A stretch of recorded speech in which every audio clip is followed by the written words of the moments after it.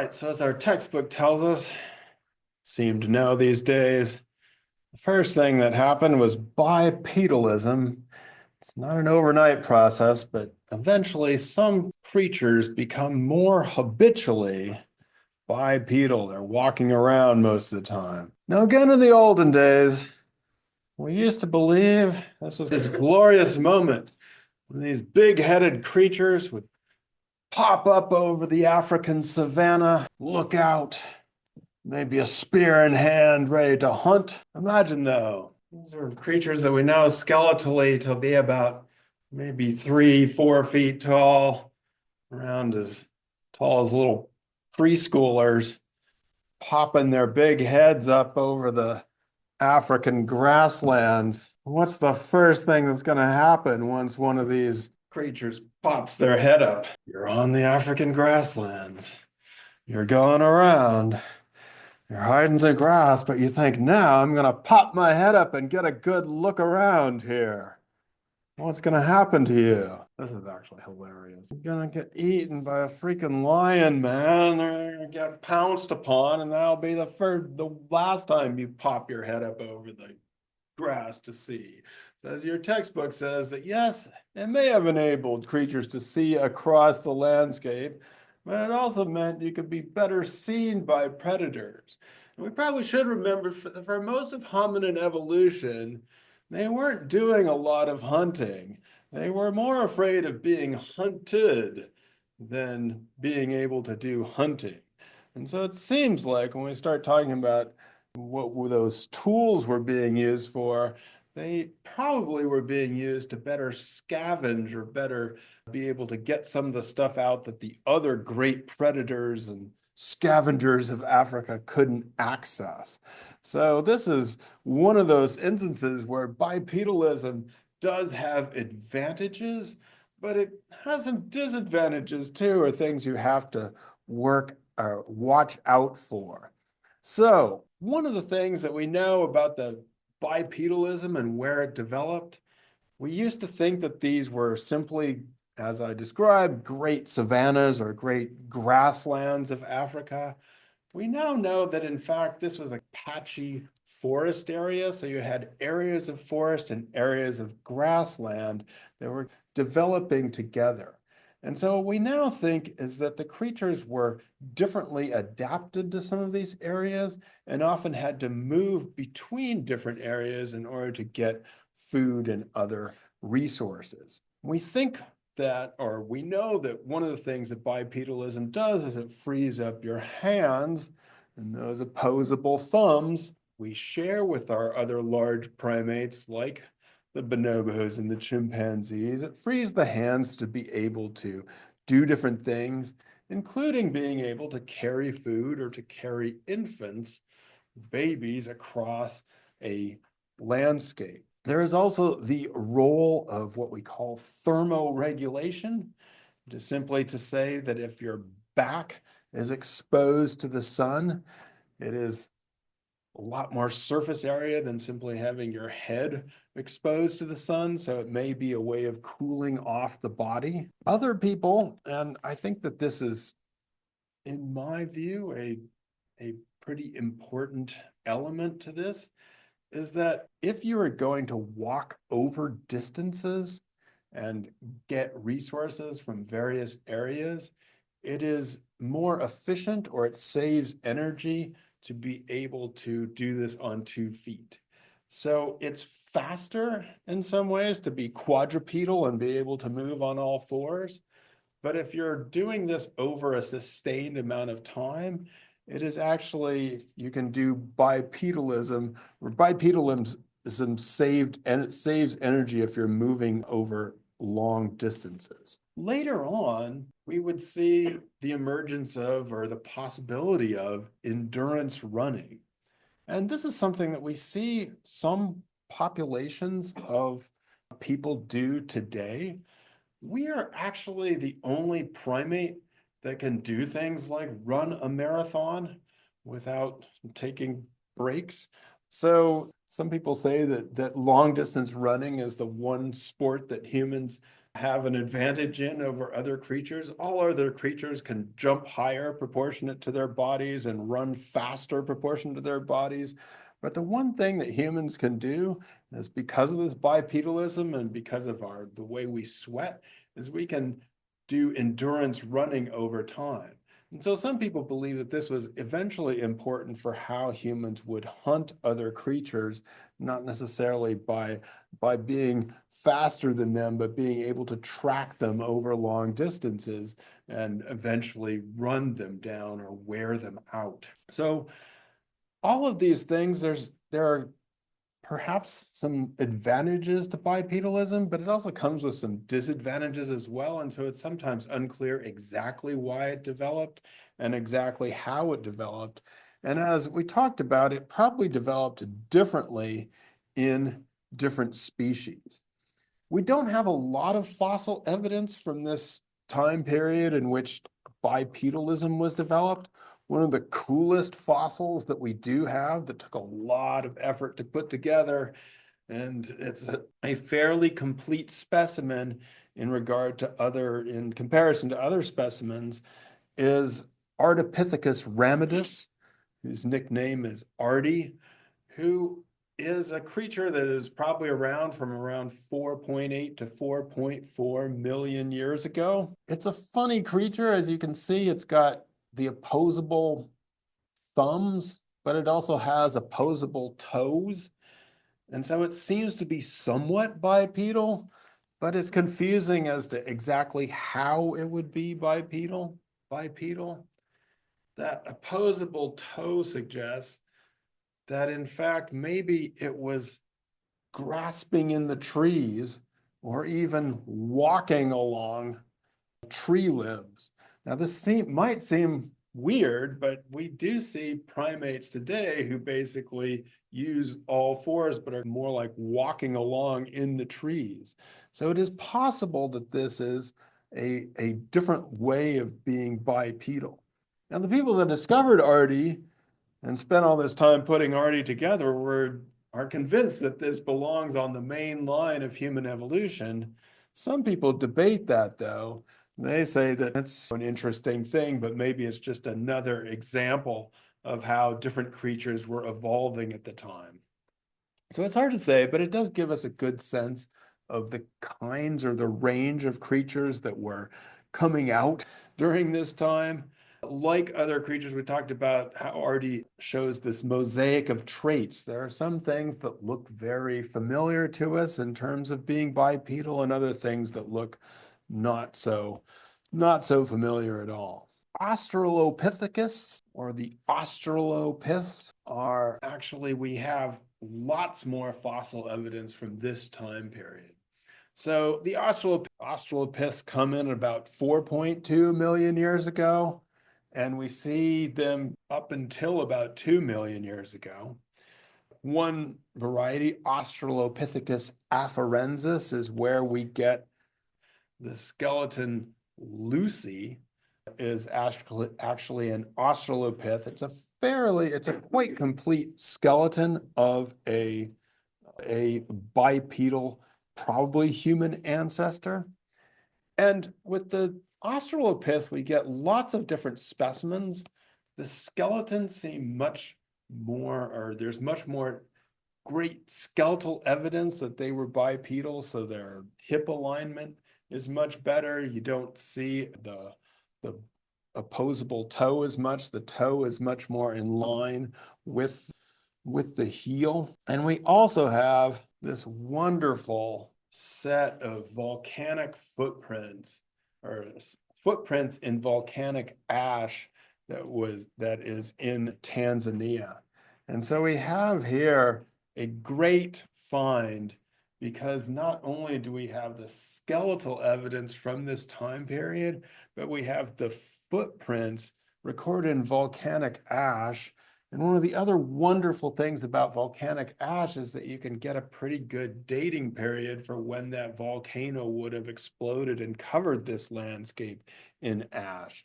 And so now it's often hard to tell from the anatomy what was going on, but we have this footprint tread that tells us that we have bipedal creatures existing at this time. And so this is dated to 3.6 million years ago. We have what's called the Laetoli site in Tanzania. And it gives us, again, we don't see these creatures in motion, but it gives us hard evidence that we have not only skeletally adapted creatures, but also a footprint tread that we have creatures with habitual bipedalism at this time. The Australopiths are cool. It's nice to have so much skeletal evidence when there was so much fossil evidence when there's so little up until that point. After the Australopiths, or maybe in some cases overlapping with some of the Australopiths, we see members of creatures that we put into the genus Homo. Now, when we make these classifications, this is something that the scientists are trying to do based on what they think of as similarities. And so these are some of the first creatures that were placed or we think are similar enough to existing Homo sapiens that we are putting them in the same genus as ourselves. And so this first find of this was called Homo habilis, which was handy human, dated to around 2.3 million years ago. So overlapping with some of the Australopiths and some of the other creatures. But this is the first time that we see some of that, the tool making combined with some of the larger brain case. And so at the time when this was discovered, this was very exciting because they're like, aha, man, the tool maker, this is us back 2.3 million years ago. And people got very excited about this because we believed that humans were the only creatures to make and use tools. We now know, since you read the primate chapter and from other evidence, that there are other hominins and other apes that also make and use tools. So the idea is that only humans make and use tools has been debated, and so we don't necessarily say that this is man the tool maker and that is different from all other species, but it is still an interesting find in terms of that you finally have some larger brain development going on and creatures that are starting to look a little bit taller, a little bit more like what we would consider in our world. So I want to talk about these tools, stone tools, a bit more. It is quite likely, of course, and we know this from the chimpanzees, that the creatures, hominins, were using and making tools before this, but stone tools preserve enough in the record that you can see evidence later on. And so these first tools that are coming out are called Oldowan tools around 2.6 million years ago, or maybe even a little before that. You get these by a process of what is called flint knapping or knapping, in which you take one stone and you flake off that another stone to get a sharper edge. This is actually quite difficult to do, and if you're a kid trying to do this, it's not as easy as it looks. It leads to the idea that, in fact, what these creatures were doing was transmitting their practices from one generation to the next, or what we call apprentice-style learning, in which you learn by close association and watching someone else do it. It's still pretty debatable what these things were used for. So a lot of them seem to have a sharp edge all around. And so it'd be hard to just use these in your hand because you'd get your hand cut up by it. So it's hard to tell. There's some debate about what they were actually used for, if these are the tools themselves, or if they're the after effect of other things that they were used for, the garbage from tools, you might say. I mentioned that they may have been used to enhance these early Homo ability to scavenge other animals. So if something died, first some of the big scavengers would come in, but then they would come in and be able to use these tools to get bone marrow and other nutrients out from the bones, and in that way be able to get other resources that were like animal protein but weren't necessarily hunting. Now, the other funny thing about these tools is it's very difficult to tell when some of them are made deliberately or not. And this has especially been true since we've realized now that sometimes the capuchin monkeys just bash stones together for no apparent reason. Maybe they like the sound, maybe they like to lick the dust, who knows. But if you just look at the flakes that they make from bashing stones together, they look pretty much like what we classify as early human tools with those sharp edges. Or as the video tells you, when you find something back in the day, there are two possibilities. It was made intentionally by early humans, or maybe it was just made unintentionally by monkeys bashing rocks together. However, they don't mention a third possibility. They don't do this enough for your entertainment. I should send you all out to bash stones together to release pressure, and then you can lick some of that dust and see if you can get some minerals out. Who knows? Maybe the early humans were bashing stones together unintentionally for fun. Maybe they like that too. So it's hard to say, like I said, exactly why people were doing this. And we now know that they are.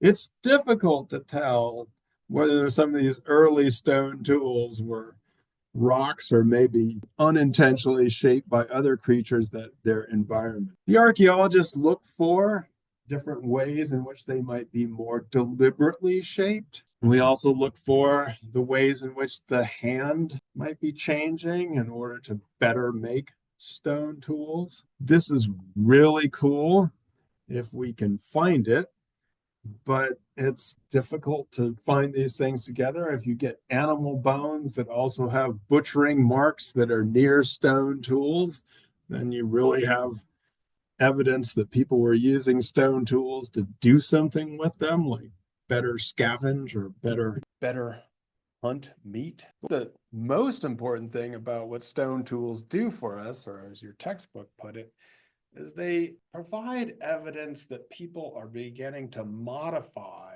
their environments and what we call the material culture around them in ways that can then be transmitted on to the next generation and allow these creatures, I'm saying people, but they're not really people, to better transform their environments and to create different conditions of selection for the next generation.